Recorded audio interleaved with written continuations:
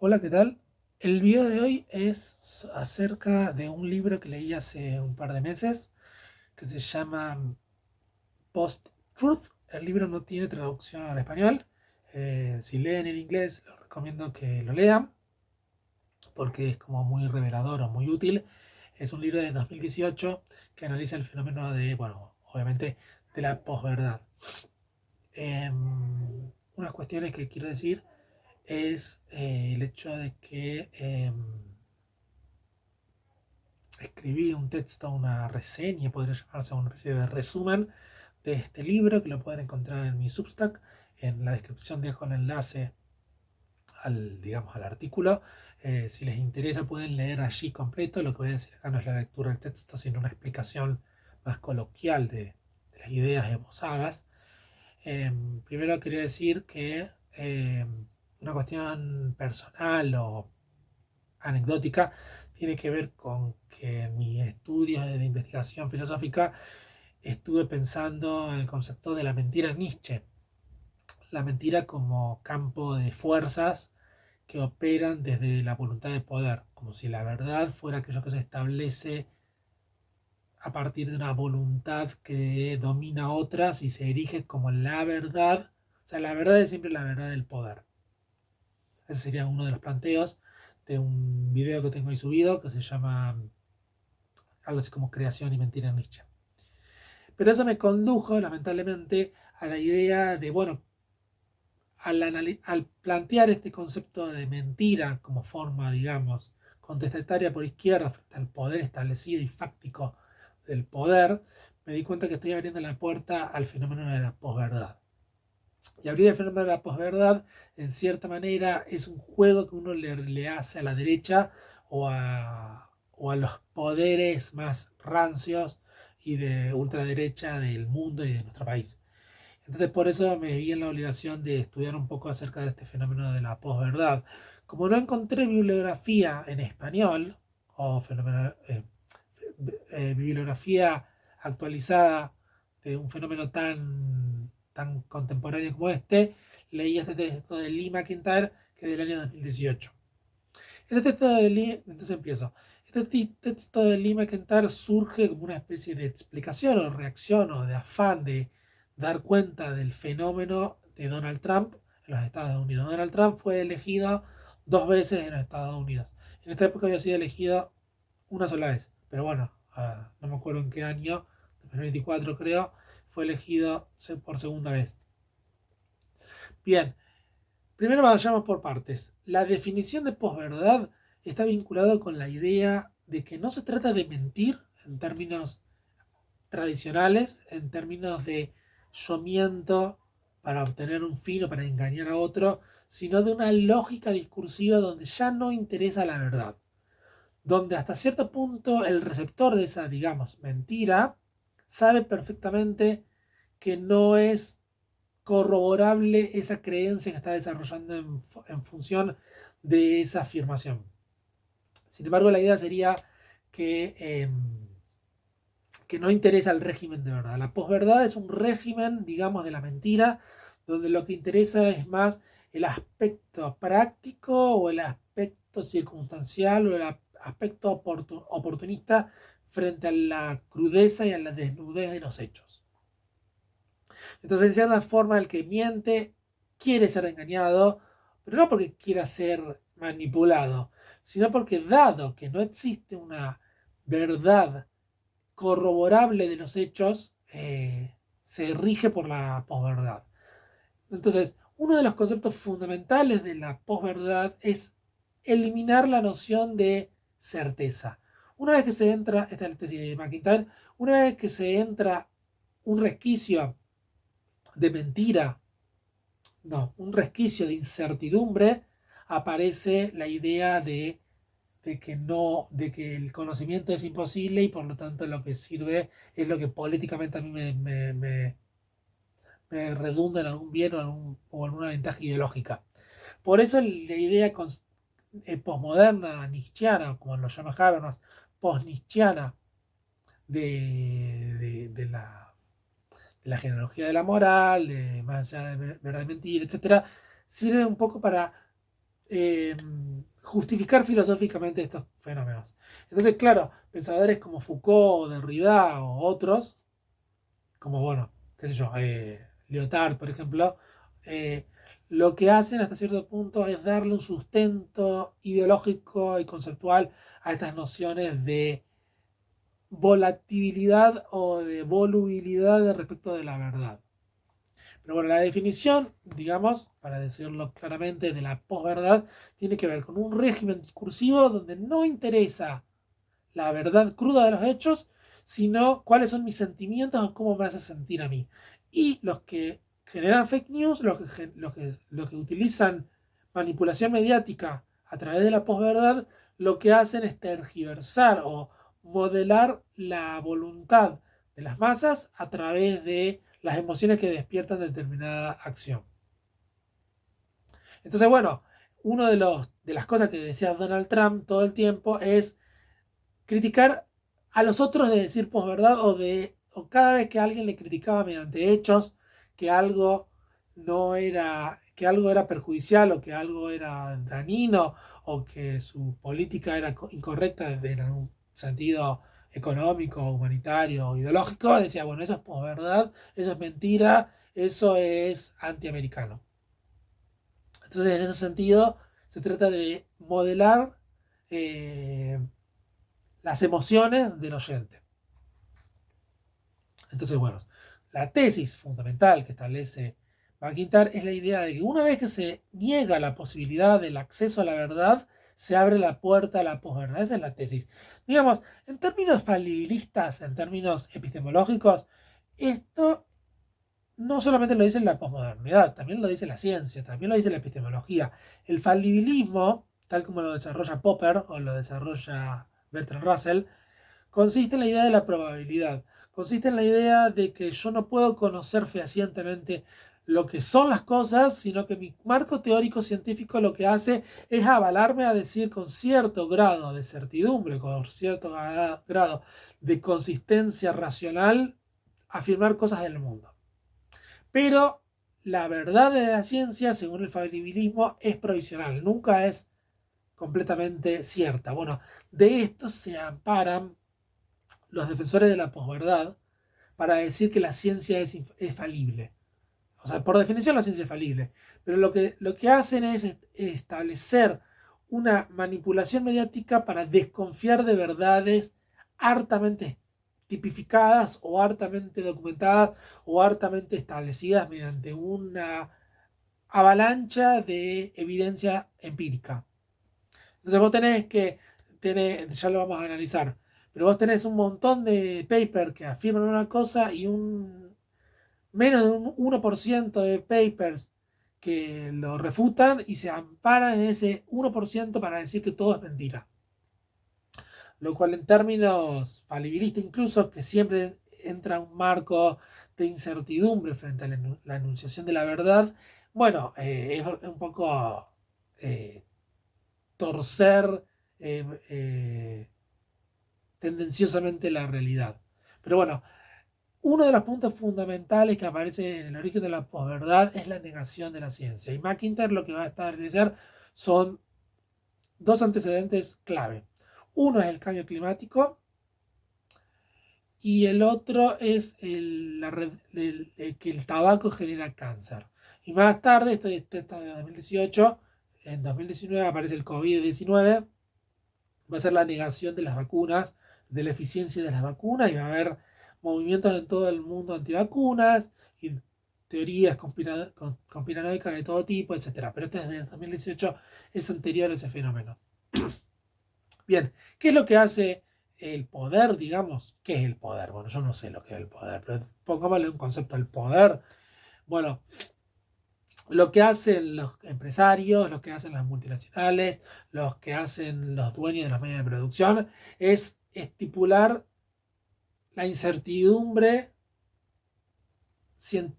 la incertidumbre ideológica en las masas. Entonces, lo que hacen es las tabacaleras establecer bueno, que no está corroborado científicamente que el tabaco produce cáncer. No hay una confirmación en términos verificacionistas en términos de la epistemología verificacionista, porque según el andamiaje lógico de una teoría científica que es hipotético-deductiva, nunca se puede establecer la verdad de las consecuencias de una hipótesis. Lógicamente, no lo voy a establecer, no lo voy a desarrollar acá. Pero básicamente, cuando uno establece una hipótesis, puede hacer una infinidad de verificaciones de ese hecho hipotético, pero no puede verificarlo porque lógicamente es imposible.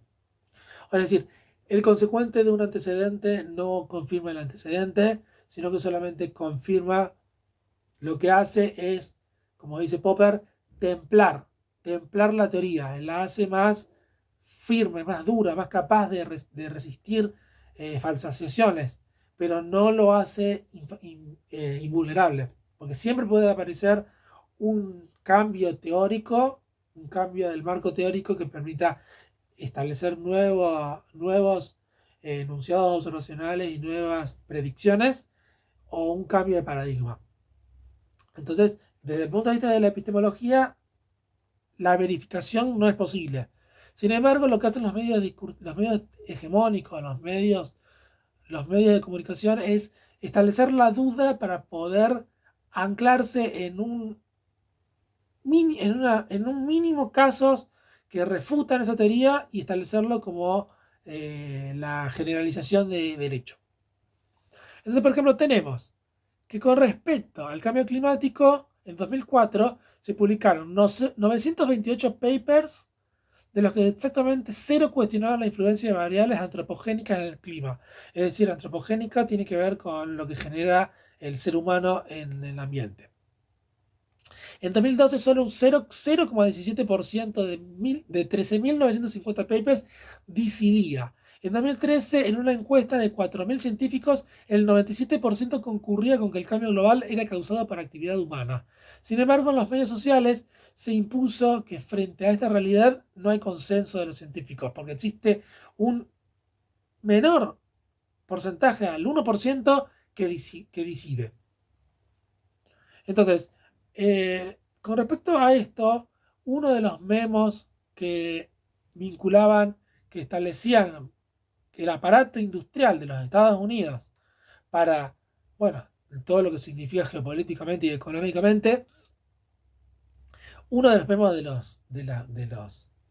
las multinacionales decía lo siguiente: lograremos la victoria cuando el ciudadano promedio entienda las incertidumbres de la ciencia y esto se vuelve sabiduría común. Es decir, cuando se vuelve sabiduría común, que la ciencia no habla de hechos, sino solamente habla de hipótesis, lo cual estrictamente es cierto.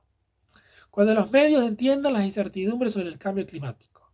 Cuando los medios reflejen un balance entre lo que afirman el cambio climático y los puntos de vista que desafían esta visión hasta cuestionar el sentido común. Es decir, en términos, se trata de hacer visibles todas las voces de una determinada posición con respecto a la verdad de un hecho. No importa que vos tengas 90 tipos que te dicen una cosa y solamente 10, se trata de hacer que 90 y 10 tengan el mismo tiempo publicitario para que generar la duda. Cuarto, los líderes industriales entiendan las incertidumbres de la ciencia y del clima y se vuelvan embajadores de lo que quieren modelar la política climática. Y quinto, que los que promuevan el protocolo de Kioto aparezcan como fuera de contacto con la realidad. Es decir, se trata de generar argumentos ad hominem, es decir, criticar a las personas, los individuos, porque parecen científicos extravagantes o científicos apartados de la realidad o que no conocen el mundo. Esto es lo que dice Donald Trump todo el tiempo, que tiene que ver con el hecho de que cada vez que alguien le critica algo, establece que quienes lo dicen están fuera de contacto con la realidad o no tienen los medios para conocer lo que la gente piensa. Lo que la gente piensa, que nunca se sabe qué es, porque nunca se explicita o nunca hay hechos, es una especie de contacto inmediato que tiene el presidente con el conocimiento de las masas. Esto es lo que, bueno, yo no voy a criticar esto porque hay todo un estudio de Ernesto Laclau que lo reivindica, pero es lo que se llama el contacto inmediato del líder con las masas. Es un principio populista de demagogia. Más allá del populismo, en todo caso aquí no hay tanto populismo en términos de liderazgo, en términos de peronismo o en términos de fascismo, sino vinculado eh, con un equipo de especialistas que tienen un contacto serio y concienzudo de la realidad. Es decir, el presidente se rodea de especialistas que conocen tal cual son las cosas. Mientras que, bueno, siempre la vereda de enfrente o son malintencionados, o son torpes, o son ingenuos, etcétera. Bien, otro de los puntos que analiza McIntyre es la cuestión de los sesgos cognitivos. No me voy a detener, lo pueden leer en mi artículo. Los sesgos cognitivos tienen que ver con cómo nos engañamos para satisfacer nuestra necesidad de aprobación con respecto a nuestra capacidad científica o cognitiva del mundo.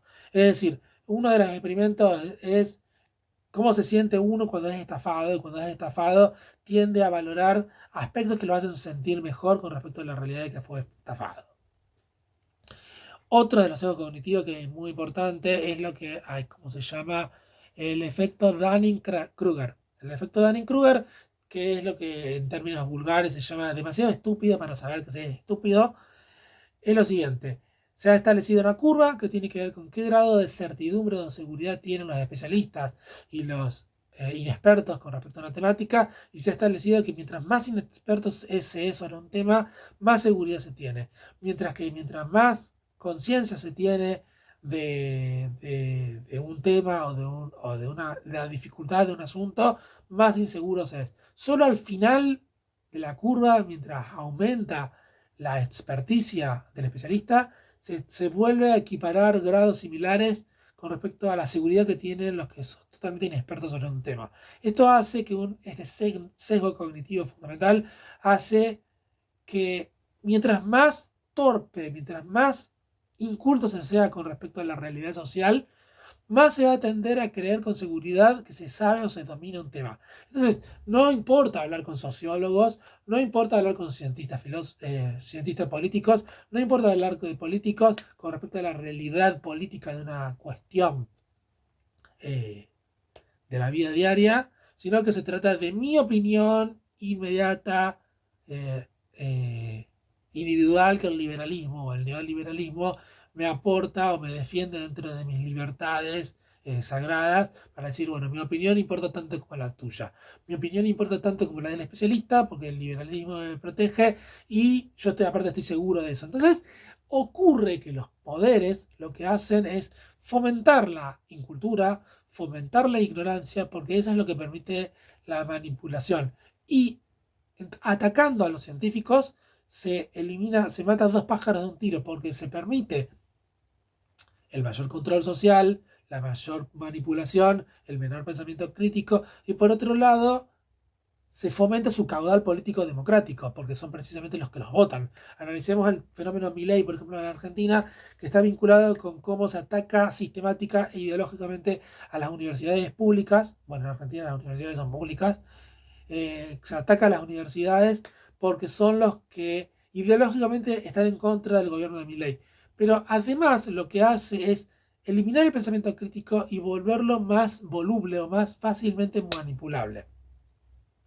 Además que dado el contexto del gobierno anterior kirchnerista, la mayor parte del caudal político que tiene la oposición está dado por los profesionales formados científicamente en nuestro país. Entonces, claro, se ataca por un lado a la oposición y por otro lado se genera un clima de incertidumbre donde la población se vuelve manipulable. Bien. Una de las cuestiones que voy a analizar brevemente es la cuestión de los medios tradicionales. McIntyre analiza cuestiones como la CNN o la Fox News. Esto a mí me es un poco ajeno porque yo no vivo en los Estados Unidos y no conozco exactamente en qué consiste la realidad de los medios hegemónicos de comunicación. Pero bueno, es como que cada cual elige su medio de comunicación respecto a su tendencia, ya sea por izquierda o por derecha. Y bueno, lo que hacen los grandes medios hegemónicos es lo que decía anteriormente. Vos tenés 90 tipos que te dicen una cosa y 10 que te dicen otra cosa, y uno establece la paridad entre el tiempo de espacio publicitario de ambos. Entonces, claro, la población queda totalmente sometida a la incertidumbre, porque ¿qué es la verdad? Si los dos me dicen dos cosas completamente distintas y yo no puedo discernir cuál es la verdad y cuál es la mentira, bueno, yo me voy a decantar por lo que a mí me conviene. Esto también se ve en las redes sociales aún más, porque las redes sociales operan como un filtro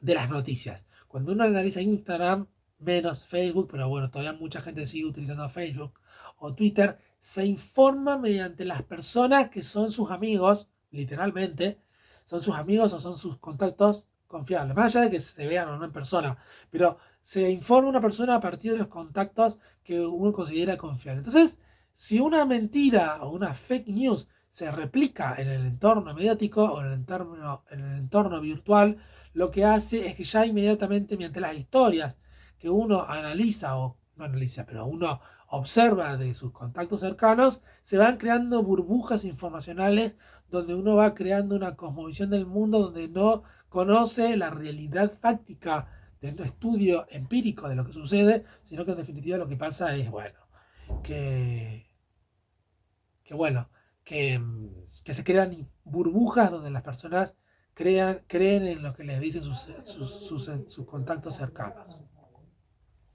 Bien, a continuación, McIntyre analiza cómo generar una fake news. Yo lo vengo anticipando a lo largo de todo el video, pero voy a leer la serie de pasos para que quede bien estipulado. Primero, analiza 7 ítems. El primero, plantear preguntas sobre un tema descabellado, como por ejemplo la gente dice o solo repito lo que leí en el diario.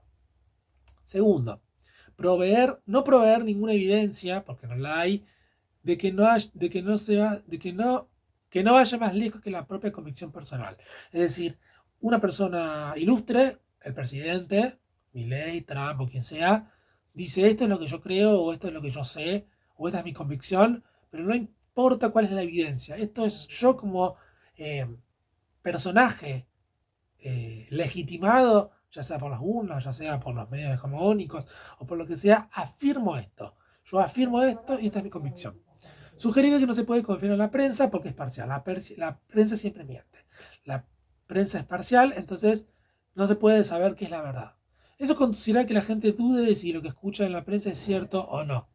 O sea que, más allá de todo, que se genera un clima de que el hecho es controversial.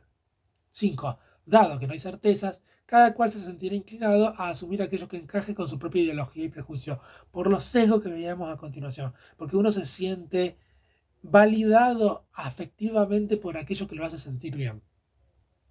O sea que esto es un clima adecuado, un caldo de cultivo para que proliferen los ítems 1 y 5. Y 7, de este modo la población creerá en lo que digas, solo porque vos lo digas. Las creencias pueden ser tribales y no faltará mucho tiempo para que la gente crea en lo que quiere creer, sobre todo si se lo dice a alguien a quien perciben como un aliado y no es desafiado contundentemente por contraevidencia. Incluso a veces cuando hay mucha evidencia, como con las tabacaleras y el cambio climático. Es decir, por ejemplo, un fumador que le gusta fumar, que disfruta del cigarrillo, tienden a propensión a negar la realidad del cáncer porque no hay hechos contundentes que establezcan eso. Hay gente que no, hay gente que sabe perfectamente que se está metiendo un veneno en el cuerpo y de todas formas fuma igual porque es una adicción o porque le hace bien o porque tiene un existencialismo que le hace, bueno, desafiar los peligros de la vida. Pero de todas formas, mucha gente se siente desinformada o se siente, eh, ¿cómo que se dice? Eh, tranquilizada por propagandas que niegan que los tabacos generan cáncer. ¿Qué dice McIntyre? Que el contraataque se tiene que dar no por cuestiones eh, de quién tiene más fuerza o quién tiene más convicción de persuasión, sino de generar un clima racional de pensamiento crítico que te permita establecer la verdad. El concepto filosófico acá que opone McIntyre a la posverdad es el viejo concepto tradicional científico de verdad, de que la verdad se establece mediante hechos empíricos que yo puedo contrastar experimentalmente. Entonces se trata de volver al concepto de verdad. Entonces un protocolo que da McIntyre basado en un simple maestro de escuela secundaria es el siguiente. Cuando uno ve una noticia, que es mirar el copyright, verificar desde múltiples fuentes, confirmar la credibilidad de la fuente, revisar la fecha de publicación, corroborar la experticia del autor sobre el tema, preguntar, ¿encaja esto con mi conocimiento previo? Preguntar, ¿parece algo realista? Esta serie de 7 pasos muy elementales puede servir de una receta casi muy fiel de cuando que puede eliminar la gran mayoría de los hechos, bueno, eh, grotescamente falsos. Bueno, la posmodernidad lo analicé brevemente y cuando hablaba de Nietzsche, yo tengo mis serias dudas sobre cuál es bueno, la eficacia filosófica que tiene este texto de McIntyre, pero en términos mediáticos, en términos periodísticos, me parece un texto muy bueno y que es muy útil de leer para comprender nuestra realidad actual. Y bueno, la posible respuesta se trata de no, como decía anteriormente, de no pensar que la posverdad es lo único que nos queda, como podría ser un planteo de Nietzsche, como yo planteaba en otros videos o en otros escritos, con respecto a que mi mentira es la única verdad. Eh, Sino más bien volver al concepto clásico de verdad en términos científicos, en términos empíricos, en términos contrastables experimentalmente. Entonces, una de las posibles respuestas que se puede dar a este hecho es, bueno, uno no va, uno es un soldado, digamos, de a pie, no tiene grandes poderes económicos, pero una de las posibilidades podría ser financiar, aunque sea no simbólicamente, pero financiar eh, periódicos que uno considera serios. Él habla del New York Times, por ejemplo, qué sé yo.